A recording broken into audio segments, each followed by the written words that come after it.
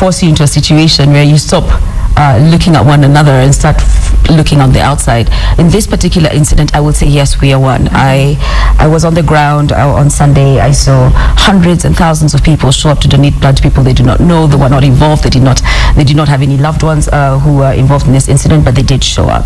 But also to realize that how it picked up on social media is about 3 weeks before the Westgate incident happened. There was a movement running, We Are One, with different Kenyan faces, with just the flag like a mask across the face. And it was running in print, but it has also been running online. Started by a creative on their own who's just been looking at this whole issue over the past year and saying, how do we start getting people to see that we are Kenyan? How do we start identifying not as this tribe, that tribe, or this community, but start saying that we are Kenyan? And so he started this campaign where you send him your photo, he puts a mask on it, and it says we are one. So it's one Kenya, one vibe, we are one. And it's good that you bring that out, because some people thought that we are one began. Absolutely. And I actually, at some point I was tweeting and I said, not enough credit has been given, and I'm going to name it, not enough credit has been given to Arnold Lakita of Ogilvy, Kenya, who is the one who started the We Are One concept, which is actually now running on print. So it started as an idea, it's become a movement, and it's going. So when this happened, it was easy to pick on something that people have seen and have heard and run with it. But it then got actually manifested in the way people responded to this tragedy, in the way people, and considering that there's a lot of people who still don't have closure, that yesterday there were still people giving blood, that there were still people giving in donations, that there's still people raising money, and we're still raising money for the Red Cross. So I think in that aspect, yes, we are one. MP. Yes, Sophia, thank you. Let me first of all maybe take the opportunity to condole the Kenyans who unfortunately, and many other people who lost their lives. Are we one? I think the true spirit of Kenyanism was demonstrated in its best in this very unfortunate situation. It was really admirable to see how Kenyans stand up to help each other, to support each other, to stand in for each other. We saw people bringing food to the soldiers who are, who are fighting the attackers on that particular day.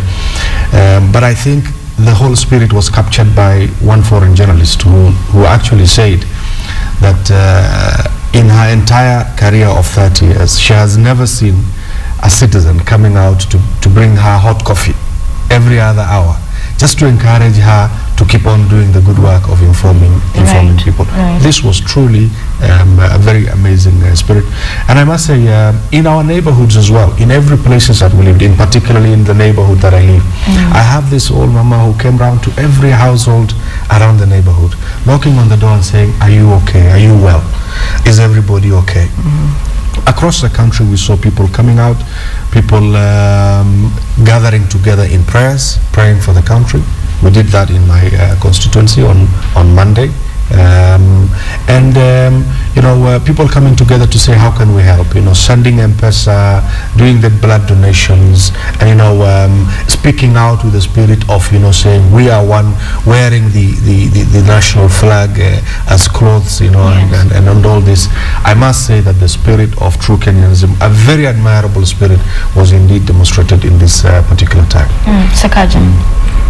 First, I'd like to associate myself with the sentiments of my colleague in passing condolences to those who have lost loved ones and wishing a quick recovery to those in hospital.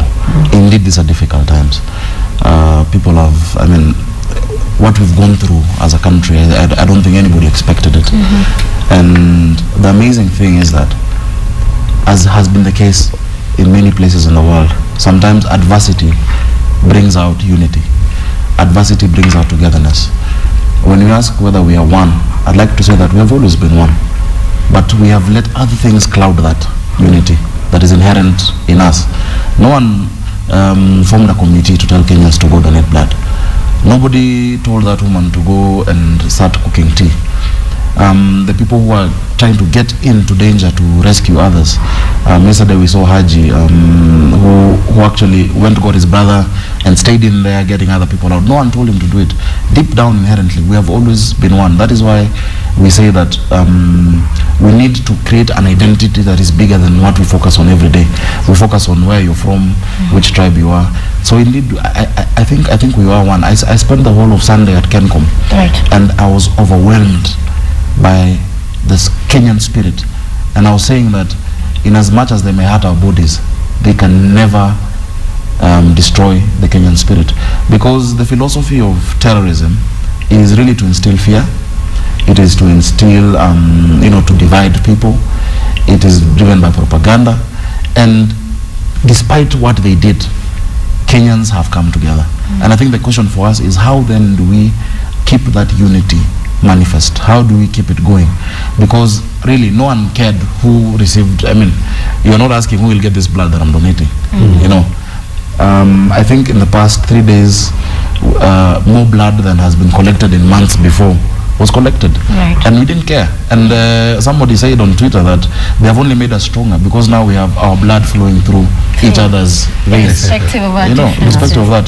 So I think it's important for us, even as we ask the hard questions, to see how can we keep up this Kenyan spirit, because we have always been one. How do we push aside those things that have tried and that have been used to divide us as a Kenyan people? And you have preempted my next question, because as we've just been talking, we saw that it was very clear, a very well painted picture. We came together irrespective of our divergent views, our differences, cultural, religious.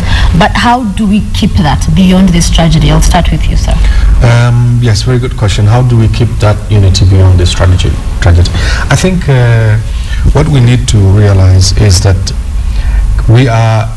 Kenya is ours for all of us, and we will remain, whether we like it or not, we will remain as one. This is where we belong. I think what we need to do is continue to encourage Kenyans to see themselves first as brothers and sisters, and then thereafter as belonging to different, be it political or ethnic, because the ethnic diversity itself is a beauty. The flower has many colors, and that's what Kenya is. We belong to different ethnic groups, but that's what makes us. That's what makes all of us. I think what needs to be done is right from the basic, from the childhood. How do we instill the spirit of Kenyanism in our children? How do we bring that feeling that, because when we were in school and we were young, we never knew what we were or what different ethnicity we were all about. I think the whole idea that I would like to say is to say that we need to nurture this spirit of Kenyanism from childhood, ensuring that whether deliberately through even our own curriculums, and ensuring that our children are exposed to issues of nationalism, love, just like the Americans. An American stands up, says, I'm an American. They are very proud of it, whether it is a child or a 75-year-old their spirit is one and the same. That's the kind of thing that we need to do. And the thing that every Kenyan needs to know is that a good Kenya is good for all of us. A united Kenya is good for all of us. A Kenya that truly believes in the spirit of oneness, the spirit of brotherliness, just like we naturally demonstrated in this unfortunate incident when it happened. We need to see that, because everyone in Kenya is now talking about this and very happy about what the spirit that has been demonstrated. It appears that every Kenyan is happy about this, and what we want to say is that the more we fall together and hold each other's hands, political views and all these are things that will continue to be there. Right.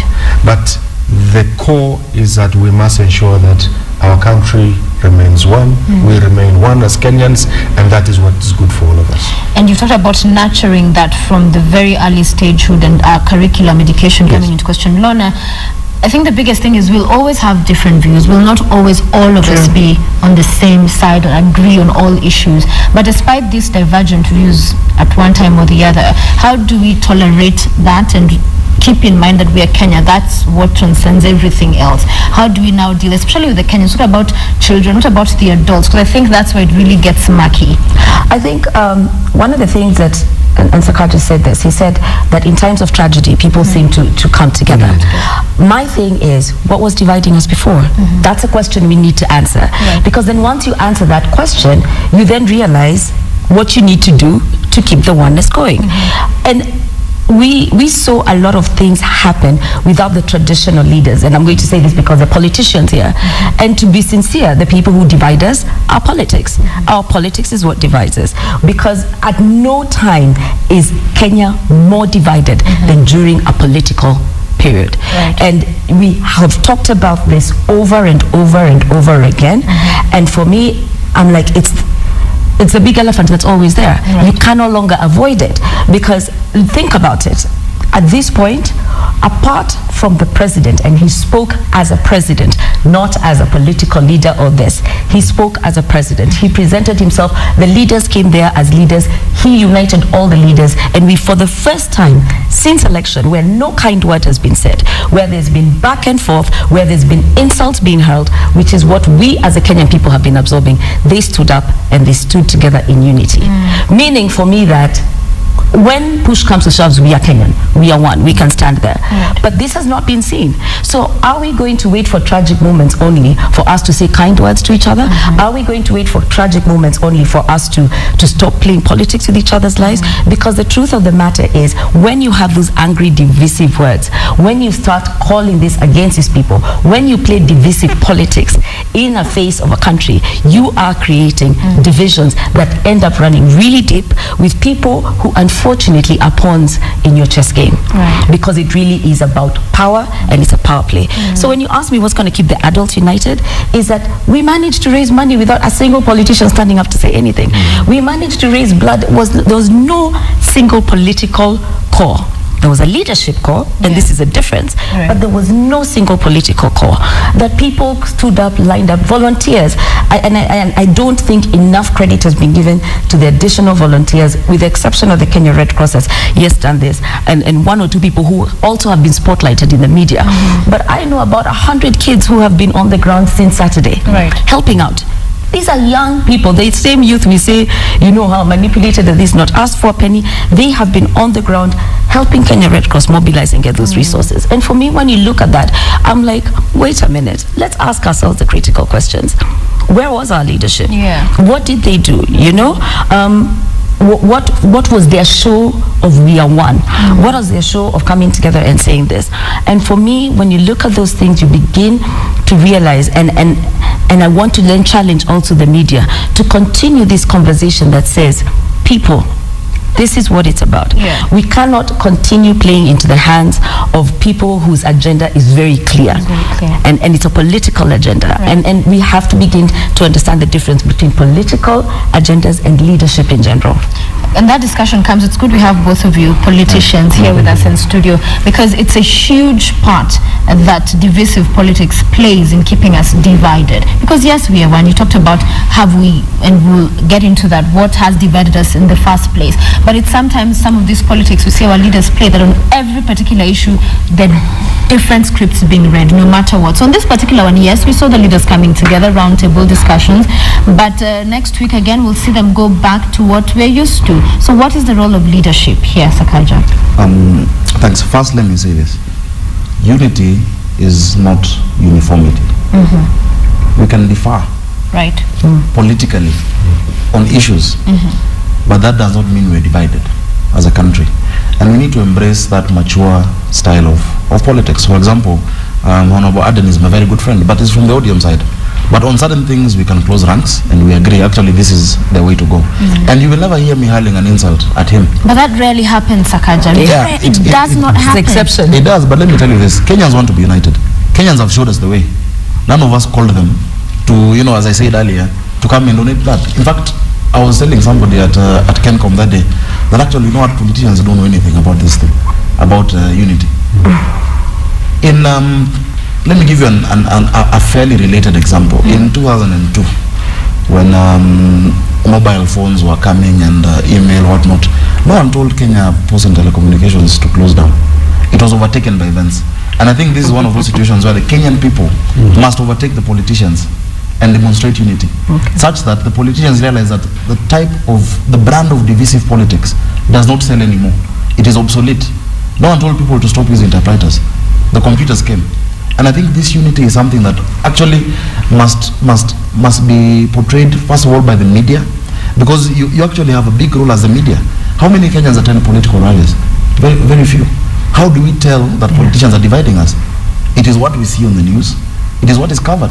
Now, if a politician realizes that if I take this angle of politics, if I talk like this in parliament, if I talk like this in my rallies, I will not be covered, they will stop. So I'm not saying that the media is the one that will correct the politicians, but I think it's time for censorship. Let us not air things that divide Kenyans, because some politicians are inherently divisive. Some politicians will take any opportunity to insult, but there are also other politicians who speak a lot of sense, who speak issues, but it is not newsworthy. So I think there is a responsibility on each and every one of us. Secondly, I think we will remain one. And this again is a call on leadership. When every Kenyan in every part of this country feels as Kenyan as, the next Kenyan. We've had blasts in Wajir, and I'd also like just to pass my condolences to the one person who's died. Is there the same attention focused there? One person has died, 3 are injured. We need to see it on the media. We need to see Kenyans also asking for answers on what has happened there. In the past 1 year, I think more than 100 people have died. Though I think this particular incident is the straw, the final straw that has broken the back of the camel. But every Kenyan in every part of this country must feel as Kenyan. We must be able to make sure there is equity spread out throughout this country. That Aden's son in Garissa and Balambala can get the same quality of education as my son in Nairobi or in Trans Nzoia. That Lona can know that wherever she is, she'll get the same standard of healthcare as any other Kenyan. That is what all these countries that have unity have as a basic level. And then really let us just say enough is enough. Let us not have divisive politics, divisive talk, but that is easier said than done, Sakaja, because I want to bring in Aiden on this one, and let's talk about, for instance, the issue of the VAT. Yes. Okay, and when it was passed, everyone was in parliament. We had minority was there, the government side was there, and then after Kenyans start crying about this very high prices, it's hurting ordinary mwananchi, then we see court turning around and saying, we're going to bring in this law, we want to have it changed. Yet they were there at the beginning. And the question among Kenyans is, how can we then rally around these national important issues, like when we talk about the price of basic commodities, so we don't politicize the issue, because really that was politicization of an issue. So where do we see the end of that and actually have politics or our leadership looking and thinking about mwananchi from the very beginning, not when they think it will favor their politics to now sing a certain tune? Yeah, right. Sophia, let me say politics, first of all, is not only limited to Kenya. Politics is everywhere in the world.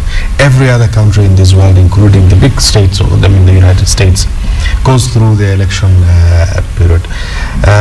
President Obama right now is in a situation whereby his party does not hold the majority in the Congress, for example, and the country is on. And there are times, and in many times, they come together, pull ranks when the country needs that unity. They come together and they carry on. Let me say that political views are healthy in their nature if positively utilized. Healthy because if only one side, or they say the government alone, is let to do things as it so wishes, then absolute power, they say, corrupts or something like that. And I think, first of all, I just want to say that, unfortunately, the reality of things are that politicians in Kenya tend to use the divisive nature of politics to their advantage. And this is what the young generations of us in politics, Honorable Sakaja and myself, are saying not to. We're saying we will not politicize issues of core interest to Kenyans and use that as an advantage. I think, as he rightfully said, I think it is a matter of time before, just like the typewriters, as he rightfully put, were overtaken naturally by events. It's probably going to be a matter of time before Kenyan politicians and Kenyans themselves mature and say, no, we listen to you, we hear what you're saying, and we accept you based on what you're putting, the views you're putting as a leader. So going forward, and I must say that admittedly, it's been politics, the one thing that divides Kenya most. It's a reality. Because when you talk about our culture and ethnicity, look at the shows that you see, the Churchill show and all this. When he talks like our Ria from Garissa and or a Luya, we laugh about it. Yeah. We're happy about it. But that means that Kenyans love each other in terms of their diversity, in terms of ethnicity. But when it comes to politics, that's the one unfortunate thing that divides us, which is something that we need to move on, which is something that we need to move Kenya from. The very good question that you've asked about the VAT. I must say that there's quite a lot of misunderstanding around the VAT issue. I'm a member of the Parliamentary Budget Committee, and I must say that it was with very good intention that that particular bill was drafted. And across the divide, we were all thinking in the same direction of saying that we put the interest of Kenyans first. What we need to know is that Kenyans need to know one reality for a fact. Without me justifying any increase of either VAT, the reality of which is that actually in most of the commodities, none has been increased. It is just that some opportunistic traders along the line taking advantage of this whole thing and increasing prices. Yes, there might be increases in input, but compare Kenya to the rest of the countries. Uganda at 18% VAT, Tanzania at 20% VAT, Rwanda at similarly within that 18% VAT. We're actually the lowest in terms of VAT in the region. But it is the issue of how do we implement this along the line. Remember, it's a free economy. The government cannot go and control the price of bread or the price of sugar or this and that. I must say that Kenyans have cried out. We as politicians must listen to Kenyans. Sakaja and I need to go back to the drawing board and say that what in terms of law needs to be put in place to ensure that the common mwananchi does not suffer. If it is that 16%, remember, this 16% is what builds our roads, is what builds our hospitals, is what builds, is what puts that basic infrastructure in place for Kenyans to live well.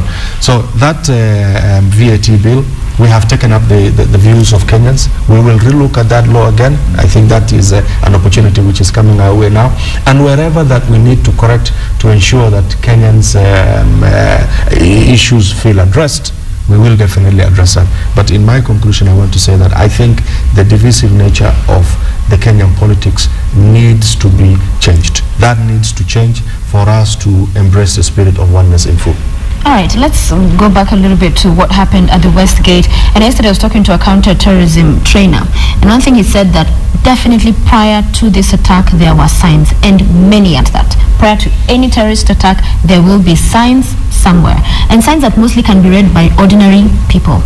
Okay, and now the question comes in, Lorna, of what happened to being my brother's keeper as well, because there must have been, we understand they were in the country for quite some time, so somebody would have noticed something fishy, read out something off but not reported it. Somebody would have turned a blind eye when we're talking about our immigration borders and all that. Somebody somewhere would have had the knowledge that perhaps, or the suspicion that perhaps this could go south. But we decided, let's close and now look at what kind of effects it has had on us. So what happened to that? I'll be my brother's keeper, that sense of nationhood, that I will not allow this bad person to come into my country. We saw that picture of the little boy saying, you bad man? You're a bad man. You're a bad man. And so for everybody to actually look at people who would have the intention to cause harm in a country as such, not because I'll get 200 shillings, 1,000 bob. What happened to being a brother's keeper? I know we had this conversation on Twitter with someone, and someone said corruption is going to kill us, literally. And for me, it was going back to a couple of things and just looking at the media space. And this is the one thing I think as a Standard Group you have to get credit for. A couple of years ago, probably 2 or 3, John Allen, in one of the exclusive shows, did an expose where he went to Garissa, or part of, I'm not sure whether it's Garissa or Wajir, bought an AK-47 and delivered it to Central Police Station. They bought it, they drove, they came. It was a proper show. And I looked at it and I said, oh my goodness. He's like, we want to show you about the issue of arms. So getting arms into this country, one, has been a problem, has been a concern. This is not something that started yesterday. It started for a while. I think a month ago or 2 months ago, there was an article in the Standard about somebody, same thing, someone who was smuggled in from Somalia and was now working in Italy. Same thing. And how they paid $300, how they're called, there's a code name, they're called Mbuzi, how they went to the police checks, how she got an ID. So this lady has an ID, managed to get through. Along the way, they just paid. So this is not something that hasn't been there. 2, And that for me is now just from local people. But why would people do this?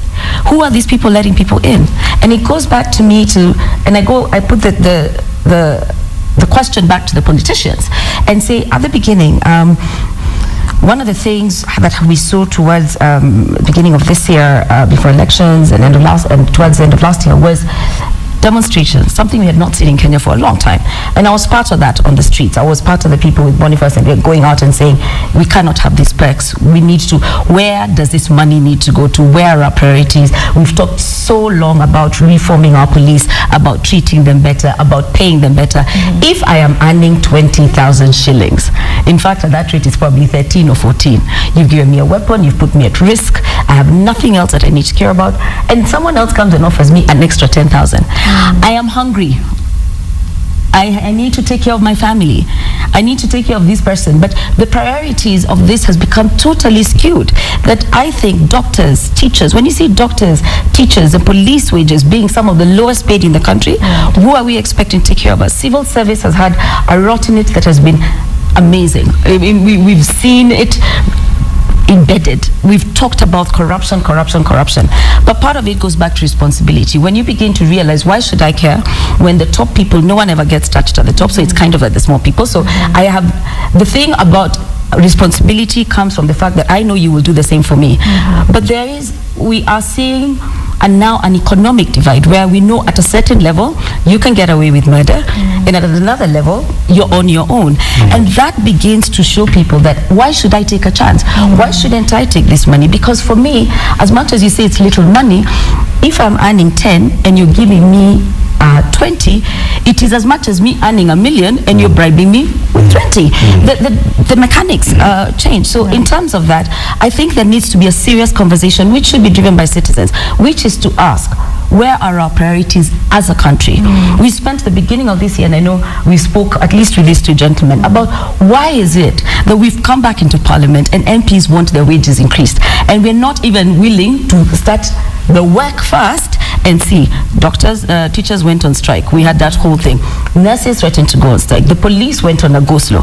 So yes, there are signs, but people are like, why should I be working? I'm barely getting on. VAT came on, and on top of that, not even your little money, on top of that is being taxed. So you're like, wait a minute, what's going on? And if they don't care, why should I? And that's the thing I'm saying about leadership. Somebody needs to say, the buck stops with me. The responsibility of this country is not in the hands of 400 people, it's in the hands of millions. And those millions need to feel that those people they've elected are actually taking care of them.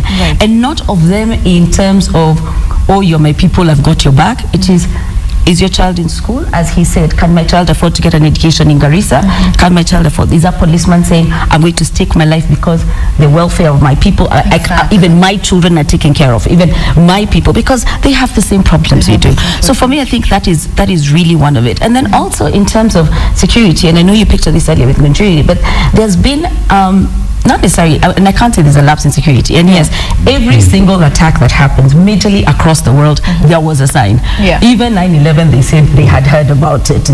They knew, but the thing about this outcome is how they execute them. So how prepared are you in terms of response is probably what you can manage, and not necessarily everything else. But for me, we were looking at it, and on Twitter, in one of those the Al-Shabaab accounts that have been coming down all the time, on the 19th of July, there was a whole thing that said there's going to be an attack, 50 plus dead, sustained media coverage. Something like Godana or someone says Nairobi, Somalia. It's a hashtag 3 months ago. So I go back to saying that was put out there. What was done? What was done to mitigate it? What was done to say over the next 6 months we're going to have physical police presence at specific places? An alert that says, we had these alerts before that says, people beware, so that people kind of think about it. So I think there's a couple of those things we need to look at. But if you ask me the root cause of this, one is corruption, but two, it's also because there's been a serious economic divide that's starting to be felt in this country. Right, and you talk about corruption. Sakaja, let me bring you in. Corruption, of course, we've had this discussion about poor remuneration when it comes to our security forces, capacity for them. So what must be done to create that sufficient feeling of nationhood, even among them? There's a police officer at the border point, or as you know, because we have said there are people who notice it, there are people who turned a blind eye. So what do we do? Because as Lorna has said, these are normal human beings. They have needs just like you and I. And so if somebody comes here, I'm being given 1,000 shillings and this 5,000 which could help me out, I will take that. So there's this whole discussion about corruption, looking at remuneration, looking at capacity, looking at also these institutions and what are we doing to ensure they themselves at their levels are feeling Kenyan to the core. Let me say this. First of all, it is true that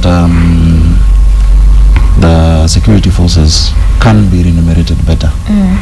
Same goes to the immigration officers. But is it only poor people who are corrupt? Corruption is not about poverty.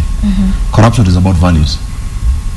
You see, and which is why we're saying we need to bring out a Kenyan identity and value. You have a family, Sophia. Lorna, you have a family. Aden, you have a family. There are certain things that you cannot do. And if you do, guys, the community will say, this is not how the Wanunas behave. This is not how the Irungus are supposed to deal. Right. Yeah? Same goes for you. Because you have a culture. You have a value system. Now, we go back to ask ourselves, are we as a country, a nation that is a family? Are we just 40 million people who found themselves between the same borders? Or is there a value system such that anybody can tell you that doing this is not Kenyan? This is not how we do. I cannot let somebody just cross the border and become a Kenyan because of money. Because that is not Kenyan. It is not Kenyan to take a bribe. Which is why we need to create that identity that supersedes short-term financial gain, that transcends ethnicity, that transcends individual gain, or just looking at myself as a person. And I realize I'm part of a bigger family that has certain values. That is why when you see somebody saying, I'm American, I've done this because I'm American, it's because they've created it. And let me tell you, this oneness, we're saying we are one, will not just go on, it won't just happen automatically. We will not fight corruption automatically. It has to be very deliberate to create that identity, that it is not Kenyan to behave like that, that it will be frowned upon, leave alone the fine that you get or the jail term that you will receive, but just being shunned by society. And in as much as government, and I know government will ensure that our border points have been checked, all of them, that there is, and I have a lot of confidence in the new director of immigration, because this is a problem that has happened over the years. I have a lot of confidence in Jane Wakenda, because she has been able to show, even in the past, in terms of her performance, that she's a no-nonsense person, and she believes in, if there's a problem, if there's a rot, deal with it, get them out. But ultimately, where is the social fabric? Do you know your neighbors? Who lives next to you? What do they do? Where do they come from? The kids your children play with, many of us don't even know our neighbors. I was staying at an apartment block somewhere, and I think the first time I actually said hi to my neighbor is when I had a puncture and I didn't have a jack. I needed a jack to, and why do we get to know each other in times of problems or adversity, or when we need help? Let us begin the culture of good neighborliness. In the past, a number of years ago, Kenyans had that culture of neighborliness, where you'd go borrow salt, you'd go borrow sugar, when you run out, you'd go borrow an egg, whatnot. But you see, because of the economy probably, we became competitive to a fault. That you really don't care about who's staying next to you. We became a very closed society. We must address that issue of neighborliness, because the person who lives next to you, no matter their tribe, no matter where they come from, is more important than your tribesmate who is in the village. Because that is your first line of defense, that is your security. Those are the people who will influence how your children will become, and the values. So I think, in as much as there is what government must do, and I am confident government will do, with respect to security, with respect to our immigration, with respect to our borders, there is what we Kenyans must also do. We must be aware, we must be alert, and let us care for each other. I think the fact that Kenyans care for one another came out clearly, that inherently we do. But I mean, we let other things you get into a matatu, you don't even say hi to the person next to you. You're just focused, you're on Twitter, you're on your phone, you're with the headphones on. You really don't care about who's sitting next to you. Let's get to know each other. And let us start that, I think, is it 10 houses forming one group all over the country, people getting to know each other and having community policing, because that social fabric is what will create those values that we're talking about being Kenyan. And I like that you bring that out because it's very important. It's all about moral value, our core values, creating that culture and a bigger identity which must be worked on. But Aidan, our youth and the high rate of unemployment, as we're looking at creating that those strong values, they become very susceptible to radicalization, as terrorism now becomes then the discussion back front and center at this point. What must be done to make sure that we do not see more and more of our youth, getting caught up in these terrorist activities? I think that's a very important point you bring out. It is very true to say that, unfortunately, the situation of our youth in terms of lack of employment has been cited many times as the root cause of them being attracted to take money and go and do harm to other Kenyans. The obvious now is that, and I think I'm happy that these issues are now being seen and given a lot more priority in terms of saying that we need to address the youth issues in terms of ensuring that we create employment for them, which has been said many times, but I think the spirit of nurturing entrepreneurship, like the youth fund that is coming now, is something that I'm personally very keen to see how it is going to work, and we must make it a success, because it is probably what is going to end this thing of the very many kind of youth who are in the villages all across our towns unemployed. It is very dangerous lot if we don't manage them well. At the same time, we need also to directly target them with the information in the nature of showing them the true spirit of patriotism. Going to reach out to them. We should not let them feel isolated out there. We need to reach out to them. And what we have seen is that, and I want to say this point, is that I want Kenyans to be very careful not to be divided and seeing each other and saying that maybe it is this community that is the terrorists, maybe it is this religion, maybe it is this. This is one of the objectives that the people who attacked Westgate wanted to achieve in Kenya. Exactly. In my view, this attack was an attack on our economy, on our liberty, and an attack to divide Kenya. So we must not accept this. That's why I said in Parliament the other day, let's go back to our shopping malls. Let's build that confidence and go back and have that nice coffee, that nice shopping that we used to do in our malls. If we stop doing that, our economy suffers. So, and hence, now the terrorists will achieve what they wanted to achieve. That is, they win. The divisive nature of saying that, when those guys look like this, they spoke the language that Aden speaks, they were this, they were that. I want us to be very, very careful, because these terrorists now, as we all know, are employing Kenyans of all types. These unemployed youth, they are reaching them to all whatever, going to indoctrinate them with certain things. There is no religion that can support anybody to kill a child. There is no religion that can support anybody to go into innocent people who are enjoying their lives and shooting them as spread. Certainly, I know for sure that Islam and Christianity and any other religion that I know of don't encourage this. So we must not be divided along that. And I call upon our youth to say to them that the existence of our country is far better than going for some small amount of money. And I must say, maybe just to end that point, is that it is very honorable to sleep hungry than to harm our country. I think that's the view that I would want to say. The oneness of Kenyan, that if a Kenyan were to ask me, what is the state that we should all be in terms of mind and feel at any one time, to say that we are true Kenyans? There's this feeling that I feel, and I believe every other Kenyan feels, whenever I hear or see the national anthem being sung.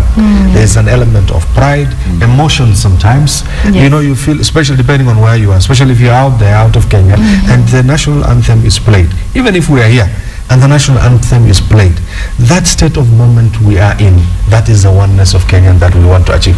That is the state of mind We want every Kenyan to be in at any one time, so that when I'm shaking my hand to my brother on the other side of the divide of, be it politics or whatever, I want my emotions and my feeling to be the state of singing our national anthem. Yes. If we achieve that, we will achieve the oneness of Kenya that we want. And as Mheshimiwa has alluded, Lorna, the danger of profiling is real. Yes. Coming from this attack, depending on what we hear that people were being forced to repeat, to say, and we must guard against that, because then we cannot be looking at each other as us against them, and these are the people you know who do these things, right? I think I agree on that, and because for me, this is the second attack that I guess has really affected me. In 1998, when I worked for KTN, I was actually one of the first people at the site of the US bombings and spent about 5 days there. And remember that the Islamic community at that time, the Ismailis, were probably the first people on site to provide food.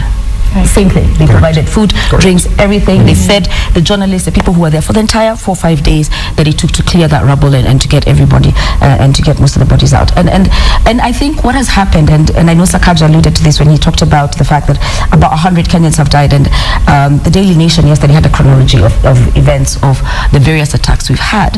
And what happened, if you remember the beginning of this year, especially the attacks in Isli, we had retaliation attacks of people attacking mosques, of people attacking churches, and then you start beginning to hear that sentiment of the Somalis must go home or this, and it's a painful thing, because then at some point you're like, these are the people doing it, but it's not what Aiden has said. It's not about religion. Anyone who does this in the name of religion is not. And for me, one of the most profoundly powerful things that this weekend has taught me was there was no retaliation on any front, that there was no isolated attack somewhere or here or saying. I know there was a couple of hateful things said on social media, and you're like, just everyone was caught up in this. No one was said. And yes, there are those people who are told, if you can recite this, go. But on the flip side, there's somebody who was saved because they were told, here, this is what to say this. If they come, say this, and they got saved. So in that space, you had people actually step up.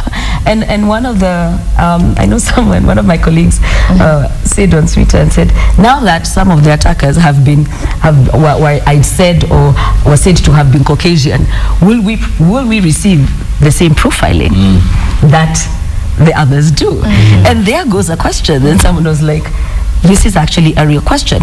But to also realize that on the flip side of it, by nature, profiling will always happen. It will happen whether you are, and it goes back to what are the things you are known for, what are the things that people begin to reflect on you. So yes, you're still also hearing negative stories of a lady who's like, her husband is a suspect because his last name was Islam, a Muslim name. So he's automatically a suspect. And then there are those who are not. So I think in terms of that, it's got to be a twofold approach. One where the story and the issue he has raised continues to be done. We need to have, I like that the Muslim leaders, and for me it always goes back to what the leadership does, have stood up and said, this is not us, this is not how we do this. They have come up, even physical support to give blood and to show that we are together in this, that our people have also died, and we've seen this happen. And that begins to let people know that it's not them against us. We all need to figure out it's us against some other people. So I think in terms of that, it also then we need to see those images more. We need to hear these conversations more. They need to be brought into our living rooms, into our homes. They need to be discussed at political levels so that we start seeing that unity at that level. All right, and Sakaja, I'll come to you. We had the president speak, and he spoke very powerfully, strongly, and firmly, and inspired a sense of nationhood among all Kenyans, all who listened to him. But I'll take you back. Remember, during the breakfast with the media owners, and one of the questions he was asked was, what does he do in a country that the election left us quite divided, almost right half down the middle? And he was asked, how does he make everybody feel like he is their president? Because going forward, the role of who some would call the unifier in chief, So as much as we're talking about our role at our individual capacity, the role of the president, what does he need to do to firm this up? Because we're talking about it, yes, we all have a role at our individual capacities, but he is that unifying chief. When we watched him the last few days giving those statements and speaking about what Kenya is and what we must remain as a Kenyan people, were powerful words, and we felt him, we were with him. How does he keep this going? And we'll go to the role and what the minority and CORD leader has to do as well, but the president. I like that description of unifier in chief, not just commander in chief, but unifier in chief. And I must say that the president has come out in his true form, because that's who he really is as an individual. His Excellency Uhuru Kenyatta is a unifier. He believes in this country. He has always believed in the promise of Kenya. And indeed, there is a lot of responsibility that is on him to keep bringing Kenyans together. After the election, I know people have said we were divided, but I think we were different. We were not divided. Some people might not have been happy with the result. Some were elated with the result, but we were still Kenyans. Because if we were divided, at Kencom I'd have seen a CORD line and a Jubilee line. To donated blood, there was none. It was just a Kenyan line. We're still Kenyans, we've accepted, and we have a leadership. And I think the way this government is operating and the way it's going to continue to operate, that no part of this country will be discriminated against because of how they voted. You have seen us in the coast just a few weeks ago dealing with the land issue. That is not one of the areas where we got a lot of votes from. I know there are a lot of initiatives that are going to be happening in other areas where we may not have received votes, because now that the president got elected and inaugurated, he's the president of the entire country. And I think it was a really good move to rally all the leaders together as well, and to issue a statement united on this issue. We saw the Right Honorable former Prime Minister Raila Odinga with him, the former Deputy Prime Minister Musalia Mudavadi together with him. And I think that actually is the way to go, because and as the president keeps saying, politics is not enmity. It is just a competition of ideas, and it should be a competition of ideas. And again, I come back to the media. For if actually we decide that for the next 2-3 years we will just let business and work go on, let us not give politics that much of coverage. Let us show. I mean, if I'm a politician and I speak just empty politics that's divisive, don't cover me, don't show me. But if I speak something that is developmental, that is inspiring, that is motivating young people, that is motivating this country, then give me the airtime. Because how else do we interact with how our leaders speak or divide us or unite us? It is through the television, it is through radios, it is through the newspapers. So I think the government and His Excellency the President have a huge task to bring this country together and to secure it. And I must tell you that they are up to this task. We are up to this task, and it will be done. And finally, as we wind up in your last sentiments, before I come to the rest, we've been seeing this conflicting information the last couple of days, which is, as much as we were saying, yes, we appreciate the roles that have been played and what everybody has done, but the conflict of information coming from the government agencies not helping with the speculation, with some quarters saying, okay, this has been said, the same people contradicting each other. What do you have to say quickly about that? I have to ask you that before. Let me say this. There is a delicate balance between giving information as much as you'd want to, while still in the middle of an operation. And I think we've been able to see that struggle when we've seen some of our leaders speaking to this issue. I understand and I feel that Kenyans want to know everything, but I think we should really give them time to finish addressing this issue. I don't think Kenyans want to know everything. Kenyans just want the consistency, at least in information. The problem here is the contradicting the information you get from the same source. They say this, then this. Because we understand you cannot know everything. This is security stuff. You cannot be told everything, but at least the same script. I think in certain instances, maybe some quarters were too quick to give information or answered too many questions, and in the process were not as accurate as they should have been, and which is really the trick that you need to learn when you're in certain positions, that you don't have to speak all the time, but speak when you have all the information. And I think some certain quarters really were too eager to give information when until and when the facts came out, it was different. Okay. And then and that really rarely inspires. It does not inspire much confidence. Right. But I think also it was a learning process for some of this. For everybody.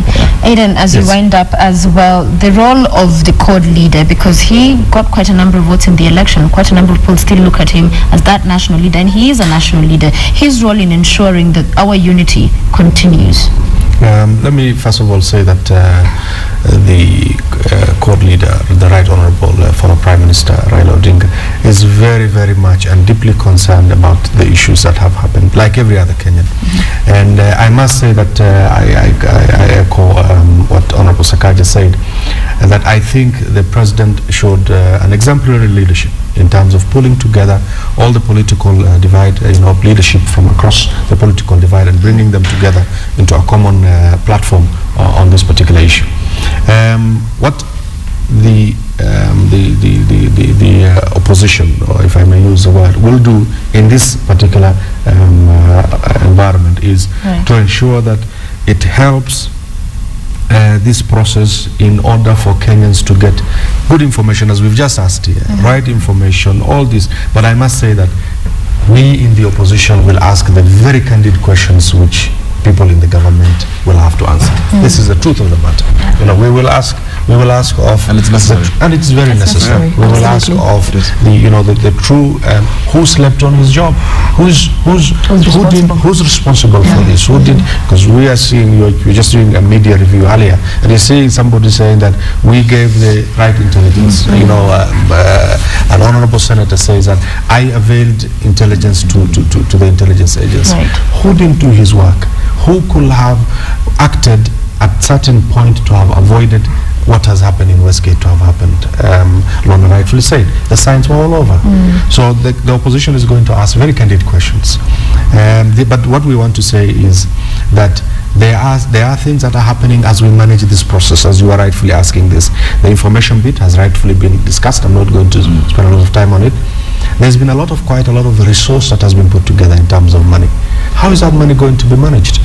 In whose custody is the 60-70 million that we have collected, for example? How is it being managed? These are questions that the ordinary Kenyan will start asking now. And as the opposition, as the voice of what the common Mwananchi will say, we will be asking these very candid questions. And but I must say that it is all going to be done with the right intention to ensure that what happened in Westgate does not happen again. All right. Finally, Lorna, let me just give a reassurance. Yes. Because I know what the president feels about this. Where there will be evidence of incompetence, somebody who slept on the job, he will not hesitate to let heads roll. Because it is not about political expediency, it is not about friendship or whatnot, it's about delivery and the safety of Kenyans.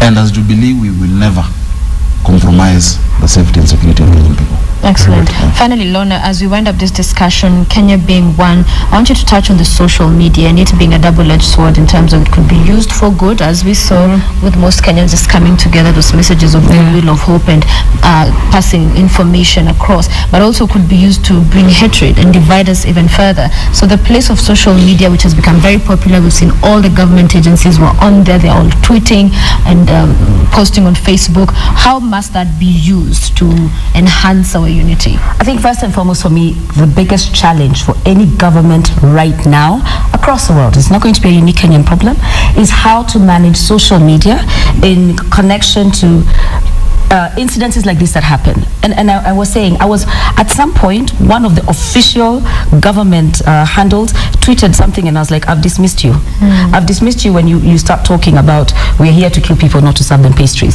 The person handling that account should know that that is not at any point what you should be saying in terms of a crisis. Because social media is a space where there's anonymity, where there's anyone who has an opinion can share it, good, bad, evil, whatever it is, they can share it. And so for me, the people, first and foremost from a government point, and we saw this, when Osama bin Laden was killed, this was an operation that was so top secret that it was less than 10 people who knew that it was happening. But the news was broken on Twitter once it happened. By the time the president of the United States, and let's go now to that level, came to give his statement, it was 2 hours, almost an hour and a half after the story had broken. It was probably 2-3 a.m. in the morning. There were already people outside the White House. That is probably the most top secret operation ever taken. Now, Westgate, you had people with phones, you had people SMSing, you had people taking pictures, and then you have people sending in conflicting information, competing with what is being said on the ground. Right. As a government, you cannot compete. So for me, part of the biggest glaring things that we observed on social media was that in terms of understanding this new digital age, how to handle information, there's still a lot of old school thinking. This is not radio where you could call someone and all of you say the combined thing. Yeah. So you have 4 officials, Kenya Defense Forces, the Kenya Police, the Interior Ministry, saying different things. You have the media who are on the ground with contacts who are like, wait a minute, this is what we're hearing. You have international media who have even more contacts saying, this is what is happening. And then you have a blogger who has pictures saying, actually, this is what is happening, who has actual footage.